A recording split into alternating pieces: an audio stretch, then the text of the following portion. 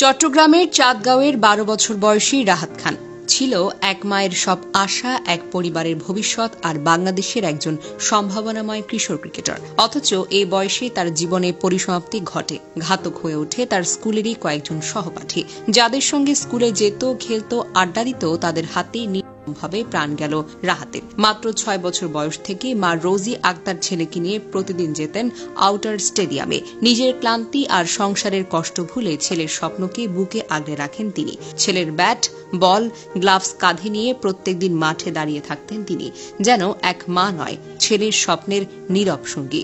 রাহাত ছিল একজন অলরাউন্ডার। খেলত চট্টগ্রাম ব্রাদার্স ইউনিয়নের জুনিয়র ক্রিকেট দলে, বয়সভিত্তিক অনূর্ধ্ব ১১ ও অনূর্ধ্ব ১২ দলে অধিনায়কও ছিল সে। একাধিক ম্যাচে ৫০ রানের ইনিংস খেলেছে, একবার ৪৯ রানে অপরাজিত হয়েছে।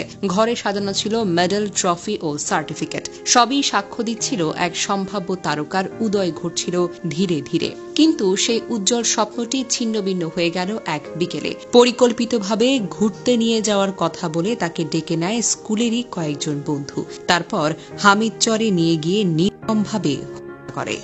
মা রোজি আক্তার বুক ভেঙে কাঁদতে কাঁদতে বলছিলেন, ছেলে আমাকে বলতো, মা, আমি যখন বড় ক্রিকেটার হব তখন বিদেশে খেলতে গেলে তোমাকেও নিয়ে যাব, বিমানে একসঙ্গে যাব। সেই মায়ের স্বপ্ন এখন ভেঙে যায়। সেই বিমানে এখন আর ওঠা হবে না, হবে শুধু কান্নায় বুক চেপে বেঁচে থাকা।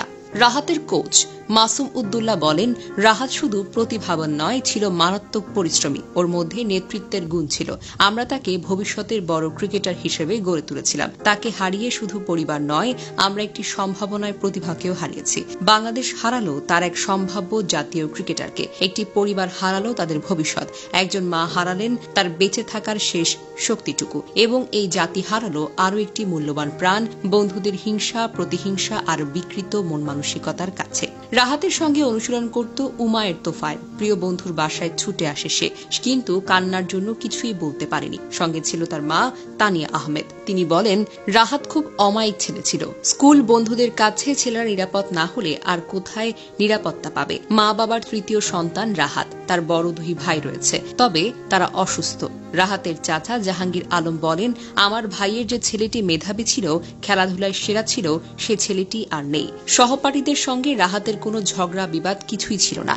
এই নিয়ে তথ্য নিশ্চিত করতে পারেননি সানোয়ার ইসলাম বালক উচ্চ বিদ্যালয়ের শিক্ষকেরা। বিদ্যালয়ের প্রধান শিক্ষক আবুল মনসুর চৌধুরী বলেন, স্কুলে রাহাতের সঙ্গে বন্ধুদের ঝগড়ার বিষয়ে কোনো তথ্য আমাদের কাছে ছিল না। আমাদের কাছে কোনো অভিযোগ কখনো আসেনি। আমি শ্রেণী শিক্ষককে জিজ্ঞেস করেছি, তিনি কিছু বলতে পারেননি। রাহাতের মা আমাদেরকে বলেছেন, 10 থেকে 12 দিন আগে রাহাত একদিন বাসায় ফিরে তাকে বলেছে কয়েকটা ছেলের সঙ্গে তার গন্ডগোল হয়েছে। তার মা এই বিষয়ে তাদের সঙ্গে ঝগড়া না করবার জন্য বলেছিলেন। ঘটনার পর সানোয়ারা ইসলাম বালক উচ্চ বিদ্যালয়ের 3 শিক্ষককে নিয়ে তদন্ত কমিটি করা হয়েছে বলে প্রধান শিক্ষক জানিয়েছেন। নগর পুলিশের অতিরিক্ত উপকমিশনার জাহাঙ্গীর আলম প্রথম আলোকে বলেন, এই ঘটনায় নিহত স্কুল ছাত্রের 4 সহপাঠীকে আটক করে জিজ্ঞাসাবাদ করা হয়। মামলার প্রস্তুতি চলছে।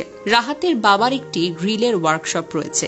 জানতে চাইলে তিনি বলেন, 2 মাস আগে স্কুলে বসা নিয়ে সহপাঠীদের সঙ্গে তার ছেলের কথা কাটাকাটি হয়, সেটি মীমাংসও হয়ে যায়। কিন্তু এই ঘটনার জেরে তার ছেলেকে মঙ্গলবার টিফিন ছুটির পর নদীর তীরে নিয়ে যায় সহপাঠীরা। তারাই মেরে নদীতে নিয়ে যায়, এই বলে তিনি দাবি করেন।